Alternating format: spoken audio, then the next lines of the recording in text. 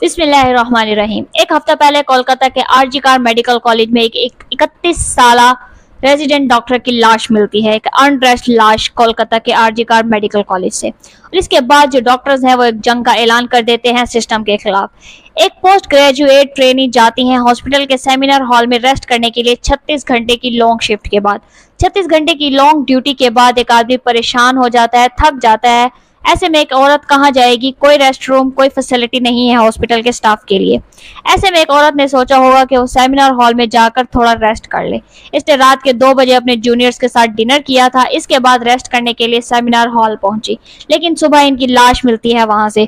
First call जो इनकी family को की गई, इसमें बताया गया कि आपकी बच्ची ने खुदकुशी की है।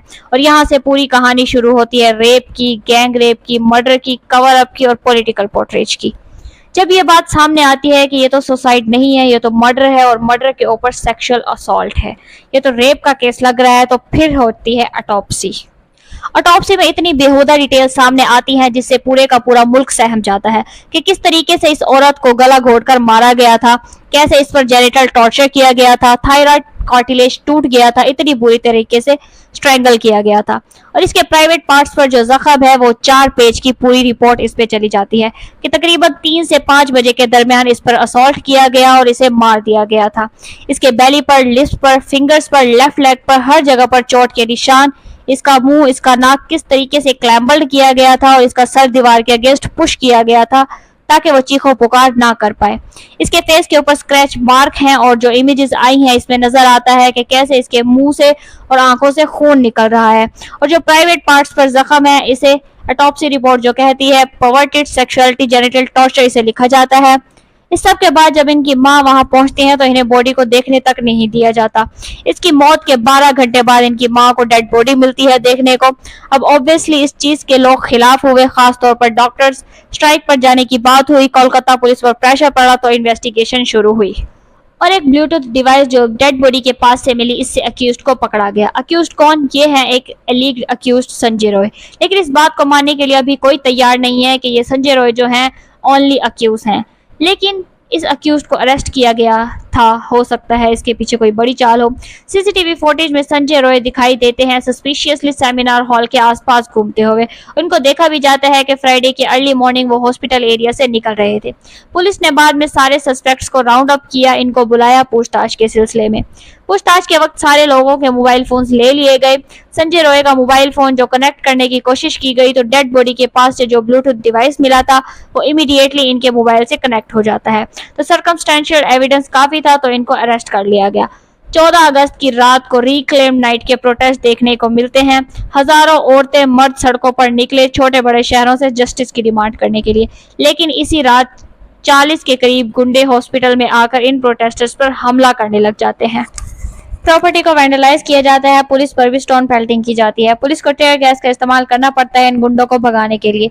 कौन थे ये लोग और किस पार्टी से ताल्लुक रखते थे, कोई नहीं जानता ये बात। लेकिन वेस्ट बंगाल के चीफ मिनिस्टर ममता बनर्जी पर ब्लेम डाला जा रहा है इस रिपीटेड लॉ एंड ऑर्डर के फेलियर के चलते। अब यहाँ पर सवाल ये उठता है कि आज के दौर में औरतें महफूज क्यों नहीं हैं। इस आउटरीच के पीछे एक और ऐसी रेप और मर्डर केस की खबर आती है उत्तराखंड से, जहां पर एक नर्स अपने घर वापस जा रही थी हॉस्पिटल से, इसका मर्डर कर दिया गया। इस तरह के किसी भी केस की आउटरीच सिर्फ हफ्ता 2 हफ्ता चलती है और फिर खत्म हो जाती है। औरतों के खिलाफ इस वायलेंस के पीछे रूट कॉज को कोई एड्रेस ही नहीं करता। इस प्रॉब्लम को अगर हमें सॉल्व करना है तो 3 रीजन है जिनकी बात हमें करते रहना पड़ेगी। पहला, माशरे का पैट्रियार्कल माइंडसेट। इंटरनेट पर चीप कंटेंट जो औरतों को ऑब्जेक्टिफाई करता है, रेप को ट्रिविलाइज करता है, सेक्सुअल हैरेसमेंट को कैजुअली लेता है, ये सारी ऐसी चीजें हैं जिससे माइंडसेट प्रोपेगेट होता है और औरतों के खिलाफ वायलेंस इनकरेज होता है। दूसरा, विक्टिम ब्लेमिंग। माशरे में रेप के लिए हमेशा औरतों को ही जिम्मेदार ठहराया जाता है। लोग अजीबोगरीब बहाने मारते हैं कि औरत का रेप तो इसलिए होगा कि वो बाहर गई थी, छोटी स्कर्ट पहने थी, औरतों को बाहर निकलना ही नहीं चाहिए, स्ट्रेंजर से बात नहीं करनी चाहिए, सारा ब्लेम औरतों पर ही डाल देते हैं। इससे रेपिस्ट को लगता है कि इनकी तो कोई गलती ही नहीं है। और तीसरा, रेपिस्ट को पॉलिटिकल सपोर्ट मिलना। लोग बात तो करते हैं ऐसे इंसिडेंट के बाद कि रेपिस्ट को फांसी चढ़ा देनी चाहिए, लेकिन असलियत में कन्विक्टेड रेपिस्ट के साथ क्या होता है ये कोई नहीं जानता। आरजे कर कॉलेज इंसिडेंट की इन्वेस्टिगेशन अभी जारी है, लेकिन अब जो माहौल बन चुका है वो ममता बनर्जी हुकूमत के खिलाफ जा रहा है, क्योंकि लोगों को अब पता चला कि हुकूमत ने कॉलेज के प्रिंसिपल के साथ क्या किया। आरजे कर कॉलेज के प्रिंसिपल है संदीप घोष। जैसा कि पहले बताया गया कि विक्टिम की फैमिली को पहले बताया गया था कि आपकी बच्ची ने खुदकुशी की है, क्योंकि प्रिंसिपल एडमिनिस्ट्रेटिव हेड होता है किसी भी कॉलेज का, इसलिए जिम्मेदारी तो प्रिंसिपल की ही होती है।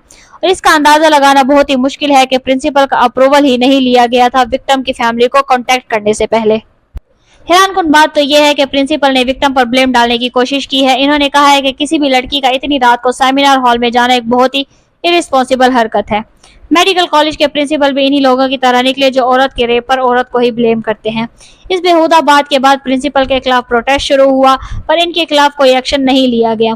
फाइनली 3 दिन बाद 12 अगस्त को इन्होंने रिजाइन दे दिया, पर बंगाल हुकूमत ने इनका रेजिग्नेशन एक्सेप्ट ही नहीं किया, बल्कि इनका ट्रांसफर करवा दिया कोलकाता नेशनल मेडिकल कॉलेज में, जहां पर वो प्रिंसिपल बन गए। इनकी नई अपॉइंटमेंट रोकने के लिए स्टूडेंट्स, डॉक्टर्स और जूनियर इंटर्न्स ने ऑफिस के दरवाजे ही बंद कर दिए ताकि वो अपनी नई पोजीशन ना ले सके।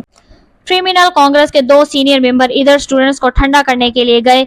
ये थे सवर्णा कमाल एमएलए और स्टेट मिनिस्टर जवाद अहमद खान। संदीप घोष के क्रिमिनल कांग्रेस के साथ बहुत ही क्लोज रिलेशन है और कई डॉक्टर्स ने ये इल्जाम लगाया है कि वो हॉस्पिटल को ऐसे चलाते हैं जैसे इनका अपना कोई किंगडम हो। इसके अलावा बंगाल हुकूमत ने इंसिडेंट के 2 दिन बाद ही हॉस्पिटल में रेनोवेशन स्टार्ट करवा दी, तोड़फोड़ स्टार्ट करवा दी ताकि कोई एविडेंस ही ना मिले और कवर अप करने की पूरी कोशिश की है। इन सब के बाद लोग अब यकीन नहीं करते कि बंगाल हुकूमत इंडिपेंडेंट इन्वेस्टिगेशन कर पाएगी। अब के लिए इतना ही, लेकिन इससे रिलेटेड अगर कोई अपडेट न्यूज़ आती है तो हम आपके लिए अपडेटेड वीडियो ज़रूर लाएंगे। अपना ख्याल रखिएगा। अल्लाह हाफिज़।